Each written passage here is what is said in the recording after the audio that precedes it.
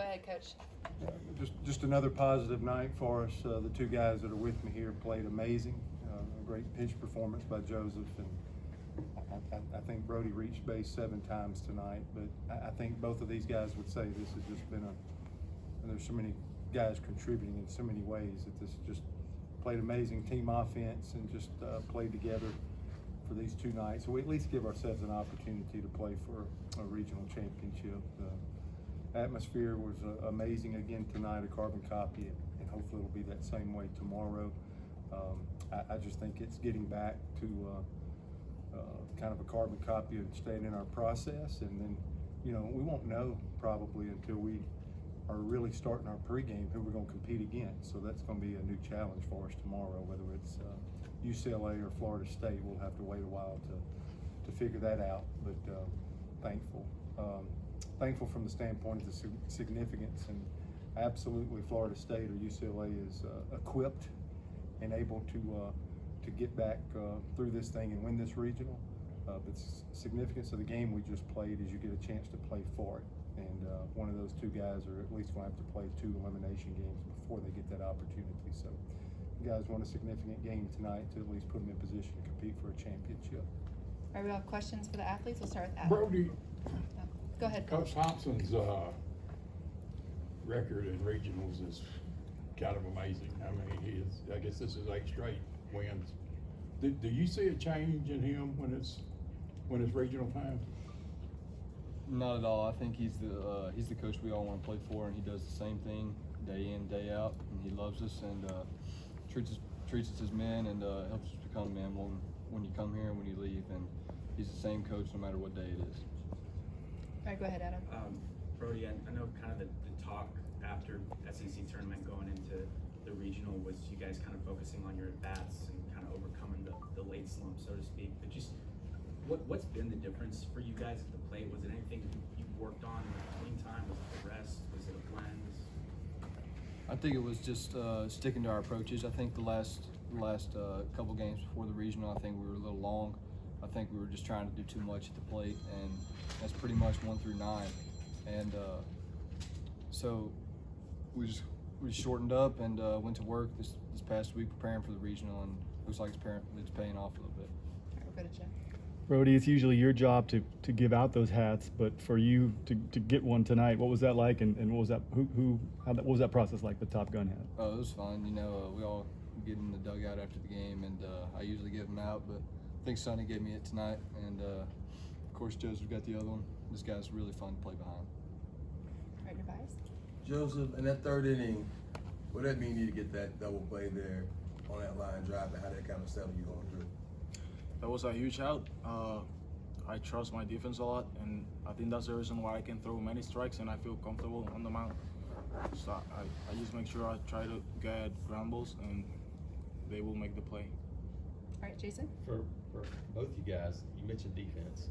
Joseph, talk about that defense, and then Brody, you guys made a bunch of really big defensive plays that kind of get overlooked in a game like that, don't they? Well, as I just said, I just trust them a lot, and that's a big part of my good performance. I think I'm pretty consistent with it, and they're a big part of it.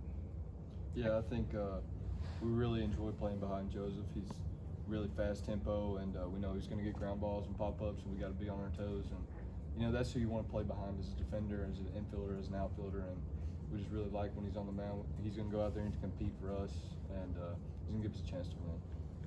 In that 3rd inning, were you surprised to look up and see their base runner halfway between 2nd and 3rd after the batter had walked? Yeah, I didn't. I mean, I don't know what he was really thinking there when it was 3-0. But Nate, we came up. There was a press conference at the pitcher mound, and Nate came up and said, "Hey, if he gets off again, if he squares, be there." And I said, "Okay, I'll be there." But I didn't think he would do anything like that. But we needed an out, and we got it. All right, Mark Murphy. Yeah, talk about Brody. Is hitting contagious? You play baseball, been around it your whole life, and talk about how fun it is when you have a game like that when everybody's hitting. I think hitting is contagious, and those games are fun when everybody's linking it up. We're just having a great time out there, but it really helps us when we got a pitcher like Joseph out there just getting outs day in, day out, and just moving it down the lineup is something that's it's really fun to play with. Have you ever reached base 7 times in a baseball game? I don't think so. I don't. All right, Bennett. Brody, I was going to ask if you were thinking about that at all, because it's not often that you get to a 6th or a 7th at bat in the game and you've reached every time. Are you thinking about it a little, like, oh man, I've got the perfect on base for the night? You know, honestly, no. I think I was just going up there and I was just staying in my approach that I had the whole. I was feeling good in the box, and I knew I needed to stick to that approach and just stay where I was and not try to do too much, and not try to do less. Just get in there and compete for Auburn. Seems like the older guys really stepped up. I mean, Sonny has a good night, Kaysen has a good night, you do. Is there anything that you guys are telling some of the younger guys in this lineup going in, even coming off of some of the struggles late in the season at the plate, or how much does it sort of start with the experience, I guess? You know, BT told us, and we kind of addressed it to the team before the game, that this game meant a lot. I mean, every regional does. If you win the first 2, you're in the driver's seat, and so we knew that we had to come out and we had to win this game, and we had to make sure everybody was aware of that, you know, the younger guys and stuff like that, if you hadn't played in the regional before. But we knew we were going to come out, and I knew me, Kaysen, Sonny, and the people, like the older people, were going to go out, and hopefully it got contagious, and it did. All right, we have time for a couple more. We'll go to Rex and then Brian. Brody, when for you guys to turn the page, I'm scoring 19 and scoring 21. I mean, for you guys to not rest on your laurels, what does that say about the attitude of this team? And for Joseph to have that kind of run support, I mean, you have passing and put up 21 runs. Does that allow you to play, to pitch more free, just take more risks out there? Yeah, I feel like when we have like a big, I'm sorry, I don't know how to say it, but like an open game, I feel like more confident, and I feel like I can throw more in the middle and just let them hit. It's just easier for pitchers, I feel like. Go ahead, Brian. Yeah, Brody, knowing the history of Auburn, Florida State in the postseason, what does it mean to you guys to win a game like this? You know, it means a lot. He told us the little fact that Auburn's lost the last so ever many, and but he also told us to erase it, and nothing. I mean, we had to come out there and we had to compete today. We didn't take them lightly, and we came out the gate swinging, and we really like where we're at right now. And as a quick follow-up, what's the atmosphere been like at Plainsville Park for these 2 games? Oh, it's been unreal. You know, Auburn showed up and showed out for us, and you know, we got to give a lot of credit to the fans. They're staying in there, and kind of overwhelming the Florida State fans. So yeah, it's fun to watch, fun to play. All right, we have one last one from Lindsay.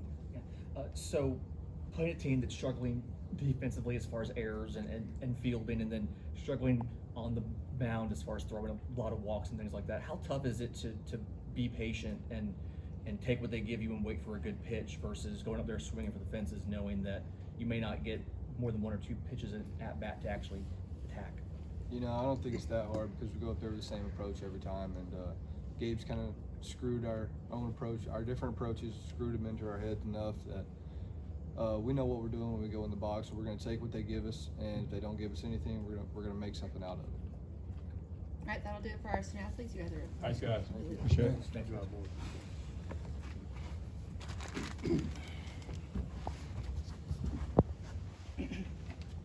All right, now we'll take questions for head coach Butch Thompson. Who would like to go first? Go ahead, Adam. Butch, I think something similar got kind of asked Brody, but just the fact that you guys scored 19 runs last night, followed up with, I think, even more hits tonight and 21 runs. Just, you know, what does that say about you guys' lineup? Yeah, they're just, the consistency of the approach was good. I thought we had 1 or 2 at bats where I thought guys tried to do too much or got big, what we call it, and got out of themselves, but not many. So I think for at least 2 ball games, they've stayed in a process, and you know that'll be required. You're not saying you're going to score 19 or 21. We expect a completely different ball game today, and could have got it. And conversely, it could have been the other way. Absolutely, Florida State has been here before and knows what they're doing, so they absolutely got to a point where they would, you know, not put anybody else in a ball game because of what is in front of them. And we did the same thing. I wish we could be a little cleaner at the end of the ball game. And there were some key moments. We had to overcome some stuff early. In the first inning, the HBP ended an inning. You feel like you got something going right out the gate. We've been in a good process, and I was really you know, it's not the worst thing in the world not to score in the first, but it is if we start unraveling or getting caught up in the moment. We had to play at the plate that didn't go our way. You want to get to your optimal arousal or state, you know, with your mind. And if anything, I thought we were a little too in that state. We had some base running issues and challenges. We had a couple things not go our way. We steadied ourselves. And so, but if, as a coach, if they're going to make mistakes, I want them to make it. They did come out on the attack. Even if we did a couple of things that were errant, we at least were on the attack and then settled back into the ball game. So if they come out tomorrow and make a couple mistakes, as long as it's aggressive and on the attack, you know, the opposite of fear is attack. And as long as we can continue to do that through the end of this deal, I'll have no regrets whatsoever. And those were huge. Somebody alluded to Nate LaRue. I mean, there was a dirt ball early in that game. That's an out. And this stage of the season, when you allow somebody to extend an inning, you pay for it. And everybody's interested in their at-bats. Southeast Louisiana was, Florida State was. Everybody's interested in these at-bats for an entire ball game. We're at that stage of the season. But that dirt ball, Nate LaRue, and then the play you talked about, throwing to second base and getting those outs, those change an inning. His arm is absolutely impacts the game. And I don't think I gets enough credit throughout this year. Gave up the least stolen bases in the SEC play of the 10 weeks, and it absolutely impacted the game a couple of times today. All right, next will be Nebias. Two things for me. One, what was the call? Well, what was the explanation on the play at the plate that you got from the umpires? And then, what did it mean for you guys to push Hubbard off the mound so early? Yeah. First, the play at the plate was, I guess, perfect timing. These umpires, when we ask them to go do something now, you know, during SEC play, they go to Birmingham, and Birmingham actually makes the determination or the call. I think in this region, we're going to Pennsylvania. I think we're going to Pittsburgh. And so those umpires come back out and they have to deal with me, but they're not making that call. That call is coming from a central location, and I think it's Pittsburgh for this postseason. And I think it was just timed up. You know, I watching it live, I thought Brody didn't have anywhere to go. It's a slide, and that's really not a good idea or a good place to be when you're going head first. So I just think the timing was perfect. I saw him drop his leg. I thought he might have got there right before the ball, but they said the timing was perfect to where it was a catch, and then he leaded in to block him, and Brody just had nowhere to go there. So foot first slide is probably the best way to handle it at home. That seems like we're getting more, that's more the teach, but he went in head first and had nowhere to go on the perfect timing. I haven't seen the play yet. That's just what was relayed to me when I started barking at the umpires when they come back out. And then we were able to eliminate the breaking ball, and we got the fastballs on a very good arm, on a left-handed pitcher that had 94 strikeouts and 18 walks coming into this ball game, and 8-2 and less hits than innings pitched. And we didn't think he was getting the breaking ball over consistent enough, so it allowed us, for the most part, to eliminate it. And I do think our approaches are pretty good right now, so we were able to get to the fastball, and I think Carlson's swing was the one that really shortened the outing. All right, we'll go to Rex and then Jason. But postseason, since you at Auburn, since your first time, y'all have been successful in some manner in all of them, and been right on the verge 2 or 3 times, and been to the World Series. What's the key to doing that? How is it different in the post at this time than 4 weeks ago? I just think every team's different, but I think when you build a program, you know, I guess the last 2 times we've been in postseason, we've been able to be successful in 2 regionals on the road. We desperately desired to be in a regional here, but you got to be playing good, and that's. I talked about there's been a model of consistency, so I had hope for our team when everybody thought we were struggling, and a team that still hadn't lost more than 2 games at one time has been hard. That's why I thought it's been unfair criticism of this team. It's been a pretty consistent college baseball team if you talk about amateur baseball and young people. But it's nice to be able to click at the right time. You have to. And I don't think you can just snap your fingers or there's not a magic recipe for that. If we would have played like we did maybe the last week while we were at Kentucky, and I brought the hitters, I called them out, brought it to the forefront because I know they can hit. You know, this isn't a head coach bagging on his players, and I got one of my guys that's been with me for 4 years that knows I care about them. It was like I've been getting with them. I'm limping because we've been throwing to them and doing everything we could to get them reset, because at the same time I think they respect accountability and they want to be drawn out the best. And all we did was probably just old-fashioned, like, hey, shorten this thing up, get back to the middle of the field, and to a man, it's looked pretty good to me for 2 days. Go ahead, Rex. Coach, you had a big emphasis on starting fast, especially in the regional play, but for it to result in 40 runs in the past 2 games, and as you mentioned, you called out your hitters, and they do something like this. What's that like for you to see? For them to take that criticism and put it into something positive? Yeah, just awesome. I just think, I do. I think they were able to clear their heads for a minute, and I think that was a boost knowing that we were going to get to play here. I think I saw them turn the corner. I think we were leading them a little bit and probably pushing them to try to get somewhere. And I think when they found out they were playing at home, I think it kicked in a little extra juice. I really do. So, you know, we talked about having to prove something. I don't think that's unhealthy. I think our program in baseball for 7 years has been having to try to prove something to everybody. And whenever we kind of really march down that road of trying to prove it, I think it's good. You know, we asked our guys to play with energy and it not be fake, and it not be manufactured, but to play with real energy is the way we're going to prove it. And I asked them, secondly, to play for somebody. So we have picked, every player's picked somebody that they're playing for to just give them that last little bit of juice to this point. And, you know, we'll have to come up with another piece either tomorrow or Monday to keep this thing going. But so far, so good. Mike Martin said that the atmosphere contributed to some mistakes they made. How valuable has that been, the atmosphere at Plainsman Park? Yeah, and we keep bringing it up, and it's another level. I think Brody alluded to it. There's an engagement now. There is an interaction now. We've had great crowds all year. I think it's the most season tickets we sold heading into the season. They stepped up to the plate and helped us after a tough year. But there's a different engagement. There's an electricity in the park. This is closer to how we act at our basketball game and a football game at Auburn now.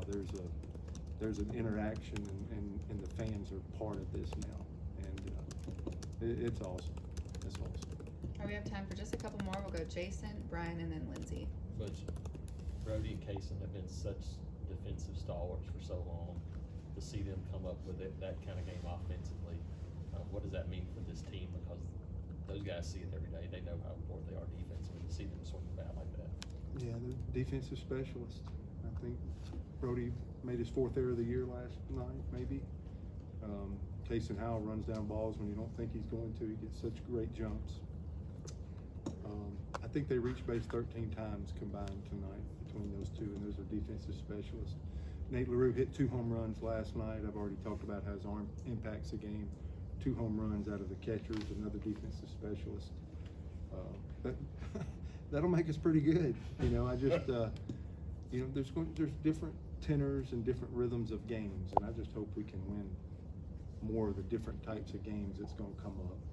We know this will settle. And like, we didn't score in the first today, but our at-bat for the approach was still there. I'll just take our chances if we can continue to try to stay in that same approach. But yeah, when these guys are out there, defensive first guys are having offensive nights like that, you know, most teams in college baseball can go, but we absolutely can go when that takes place. All right, Brian. Butch, you've gone 2-0 in all 4 regionals now here at Auburn. How important is that in advancing to that championship game? Yeah, I mean, I'd be lying if I didn't say that means something. And I don't think we're the deepest pitching staff in the country. You can see how we are trying to win a regional. We are not trying to win an ERA crown. And actually, this has started before this regional. This has been all year. I guess I would be more interested in our ERA if it was under 3. I'd have more pride associated with that. It's about winning now, and I'd like to play cleaner these last 2 games, but I don't think we're as deep. We've used 2 starters now, and now who starts? That's probably somebody's question, and I don't even know who we're going to play till about 4 o'clock tomorrow, or 5, or whenever it's going to be. But we think there's a certain strategy that we have to do to try to win, and that's why I think we've been a little slow finishing the 2 games, and I don't like it. I liked us coming back and scored in the 9th. That told me a lot, because that was more of like a hang-on type deal, and the offense cranked right back up with some new guys in the ball game. I think Cam Hill hit his first home run of the season tonight. So I just keep on doing that as we try to do what we can to navigate how we can pitch against, whether it's Florida State or UCLA, and stay competitive. And I know we have to win 1 game, but you know, we have some guys rested, but now does that become a challenge because it's been so long since we played in the SEC tournament? But we got some pieces fresh, and we're gonna have to find a way to link that up right on time, because I got a sneaking suspicion if we're gonna try to pull this out, we might have a 4-3 or 3-2 or one of those coming at Plainsman Park. We at least need to prepare for that. All right, our last question will be from Lindsay. So not asking who's going to start tomorrow, but kind of going late there, you had to get Carson Skipper hot, and so kind of what does that mean for the outlook tomorrow, and how does that impact the bullpen, having to take one of your key guys and get them up and then not use them? Yeah, just depends on the guy. We'll kind of see how much tread we took off the tire there. That's a senior. That's a trustworthy guy. Skipper could be a guy to do something tonight just when I'm like, that's enough. Put a senior in that I know is going to throw strikes. Or it's a guy that could have an impact in the ball game tomorrow. Or it's a guy, if you noticed the game that we played in the SEC tournament, he actually started the ball game and was tremendous. So I think he's a viable candidate potentially for Monday if we had to get to that point. So I don't want our players to look ahead past a pitch, but it is my job. It's Huddy's job, it's Gabe's job, and Carl's job to make sure that we are covered everything that has a potential the next couple of days. And so I'm the one that got Skipper up. So, but I have to really look at him and talk to him and see how much tread we took off that tire to see what that availability is tomorrow. But it was almost to that point. If you start looking around the country, and I'm telling you, nobody's giving it in. I think there was a game, one of the regionals, the host was up 6-2 in the 9th and couldn't pull it out. There was a 10 spot, and so these things that we all kind of, take as can't happen.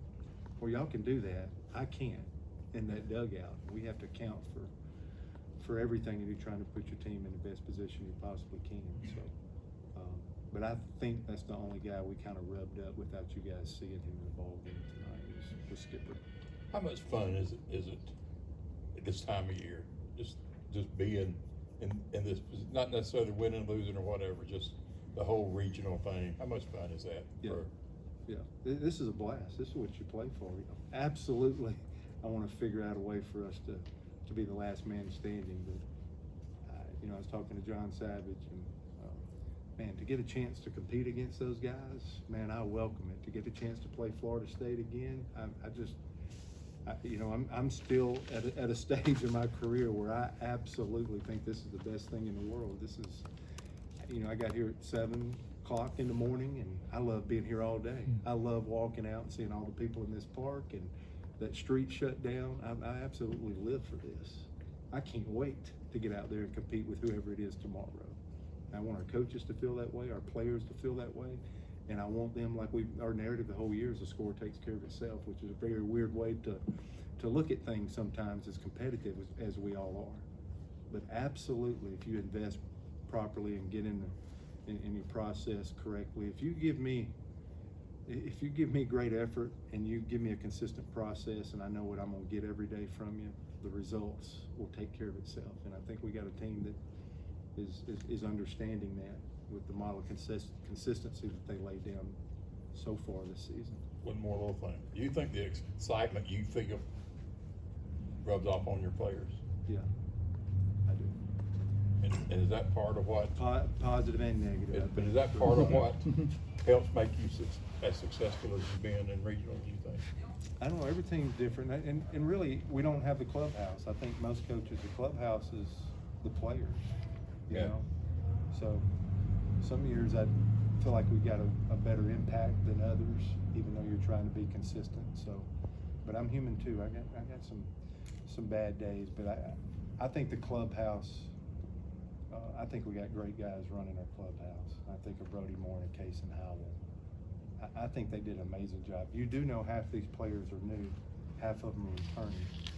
So the guys that have been in that locker room the longest have done an amazing job. Immediately since August and September, this was a close ball club before I had a chance to be super coach. and I need to give some guys credit like Brody Moore standing here and a Case and Howell, and absolutely a Carson Skipper.